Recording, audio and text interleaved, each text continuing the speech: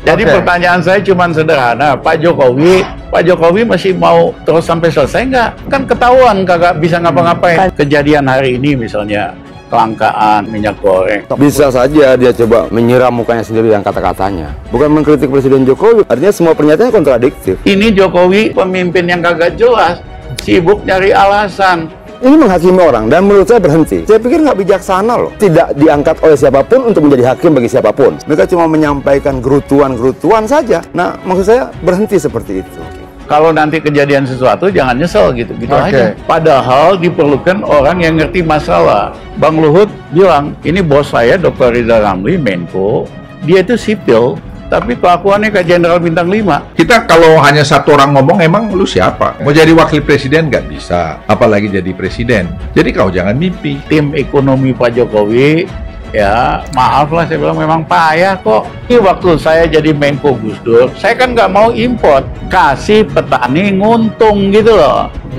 Contohnya, serahkan kepada pemimpin yang tangguh, yang memiliki integritas, kompetensi untuk mengeluarkan Indonesia keluar dari krisis, cara lebih cepat bangkit kembali.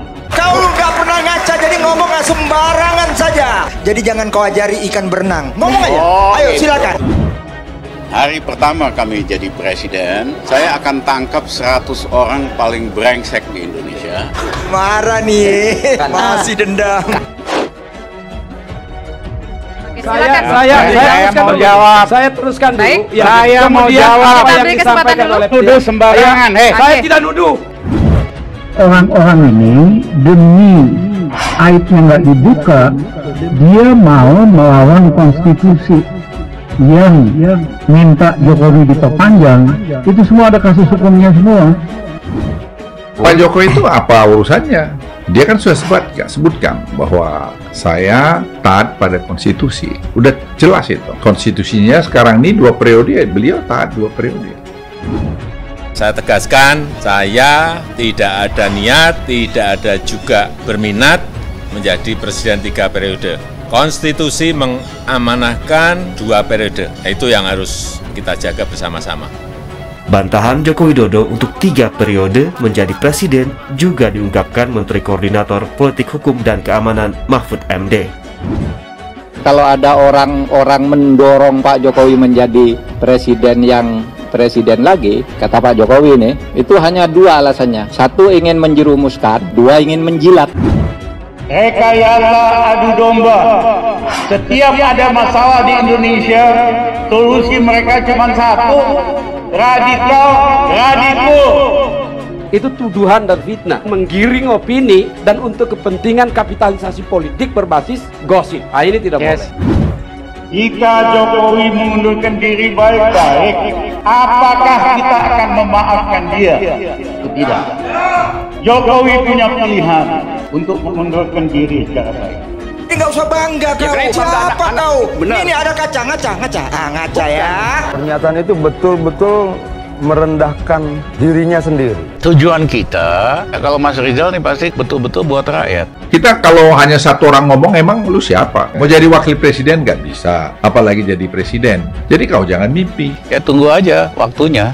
Kau nggak pernah ngaca, jadi ngomong nggak sembarangan saja. Jadi jangan kau ajari ikan berenang. Ngomong aja. Ayo silakan. Hari pertama kami jadi presiden, saya akan tangkap 100 orang paling brengsek di Indonesia. Marah nih, masih dendam. Waktu saya Menko-nya Jokowi, nggak bisa dipercaya tuh Jokowi. Dia ngomong ke kiri, tindakannya ke kanan. Mantan Menko Perekonomian Rizal Ramli menanggapi pemecatan dilakukan Presiden Jokowi terhadapnya beberapa tahun lalu. Namun Rizal Ramli hanya bekerja selama 11 bulan sebelum akhirnya dipecat oleh Presiden Joko Widodo.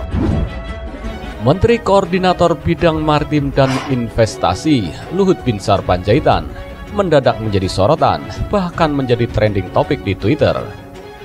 Pasalnya Luhut Binsar Panjaitan diduga menjadi dalang di balik usulan penundaan pemilu 2024 yang ramai ditolak sejumlah pihak. Salah satu tokoh yang menuding Luhut dalang di balik penundaan pemilu ialah ekonom Rizal Ramli. Pernyataan tersebut disampaikan Rizal Ramli melalui cuitan Twitter resminya @rizalramli.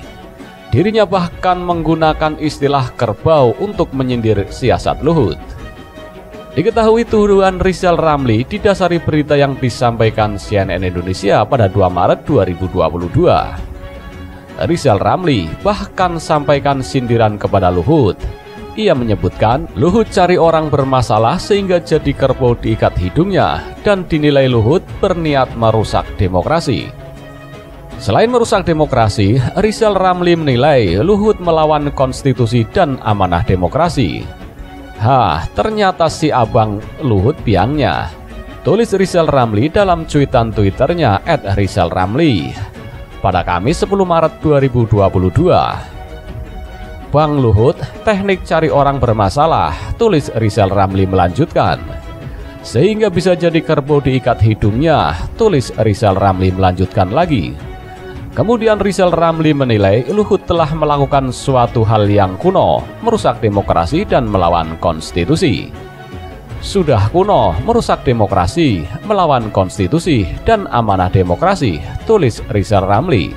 Selanjutnya Rizal Ramli juga mengingatkan Luhut tentang ajaran Gus Dur soal keadilan dan demokrasi. Sudahlah, ingat Gus Dur, ajarkan keadilan dan demokrasi, ujar Rizal Ramli menandaskan. Menanggapi pernyataan itu, pemerintah melalui Menteri Koordinator Bidang Politik Hukum dan Keamanan, Mahfud MD, buka suara terkait isu perpanjangan masa jabatan Presiden dan penundaan pemilu 2024. Mahfud menegaskan, di tubuh pemerintah tak pernah membahas soal penundaan pemilu ataupun perpanjangan masa jabatan Presiden. Tak pernah ada pembahasan tentang penundaan pemilu maupun penambahan masa jabatan Presiden dan Wakil Presiden, baik untuk menjadi 3 periode maupun untuk memperpanjang 1 atau 2 tahun. Sama sekali tidak pernah ada pembicaraan masalah penundaan pemilu dan penambahan masa jabatan tersebut, ujar Mahfud dalam keterangannya pada Senin 7 Maret 2022.